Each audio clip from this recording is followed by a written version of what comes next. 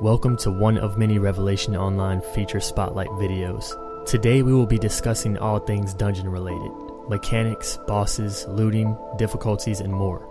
All this information comes from in-game experience and information that I have gathered through research. Currently, this is from the Chinese client, so the language barrier makes things a bit hard to understand. The first thing to note is that there are different types of dungeons. You have a quest line marked with orange icons that leads you into solo story dungeons. You will usually be accompanied by an NPC, and these dungeons will be easier. There are also solo dungeons with certain challenges. There is even a training ground that allows you to practice any class against different bosses. This allows you to decide which class you might want to make next, or if you even want to continue your current class. You also gain achievements and rewards from doing this that can be exchanged for goodies. Most dungeons can be teleported to directly from your dungeon tab. You have your usual 5-man dungeons. This game uses the Trinity system, tank, healer, and DPS. I personally love this, and I feel like it requires more organization and communication and adds more pressure. There are also raid dungeons that require 10 players. With each dungeon you have different difficulties, easy, hard, and God mode. God mode has 3 different types as well. I believe that to enter the different types of God mode you have to meet certain requirements and hold certain items, like tickets. Some 5-man dungeons turn into raids during God mode. A few God mode dungeons on the hardest difficulty even go up to 20-man raids. This is going to make for some very interesting PvE content. Each difficulty will have a different level requirement and chances to drop better items. Dungeons can only be entered a certain amount of times per day. Some dungeons can be entered 3 times, some 5, and some 1. One problem I've encountered is entering a dungeon by accident or re-entering when people weren't ready, and when you do that you use one of your daily entry limits.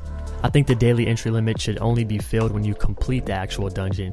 Maybe this is something we can give them feedback on when it hits the West. You will notice upon entering a dungeon you will have a DPS meter. This meter is triggered when you encounter a boss. It will show the damage and percentage of DPS or aggro that each player in the party has on the boss. I really like this. Throughout your dungeon run and even questing you can take time to heal up. We ran this dungeon with no healers or tank, so I ran as the somewhat tank by using my defensive stance. Being able to do this in between mobs and bosses saved us a lot of resources. Bosses have mechanics and weak points. From my experience, it's only been the final bosses that have weak points. In this one dungeon I ran, the boss had a weak point on his body or on his weapon. He can spawn these totems and deal damage that way. What I take from this is that if you destroy his weapon, he probably won't be able to use that attack. However, the dungeon wasn't extremely difficult, so we went straight for the body, but maybe in harder modes, destroying that weapon first might be something that really matters.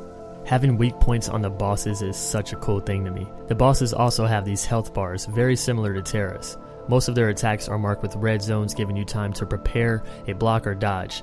Some attacks aren't marked but can still be dodged. For example, the monkey boss who causes earthquakes. The ground attacks can be dodged by jumping. Ping plays a huge role, so dodging isn't the easiest thing to do when playing on the Chinese client. I really like the way these dungeons are set up, from what I've seen. Cool mechanics like this part where you have a certain amount of time to kill these spellcasters who are trying to summon this demon. And these guys were a bit tanky, so we couldn't kill them all. So then we had to face off against the demon but take the mages out because they kept the boss buffed. Each boss will drop a loot bag for each player, and these contain things like crafting materials and stones that can be stacked up to 25 and turn into bigger stones that will grant you a ton of experience. Each boss will also drop a treasure chest that can be opened by anyone. The loot can then be rolled on amongst all the players. You have your need, greed, and pass. If an item isn't for your class, it will not give you the ability to roll need.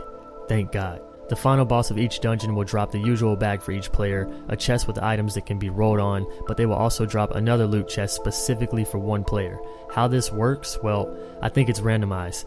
If it's based off the DPS meter, that would be broke because healers and characters with support builds would have no chance.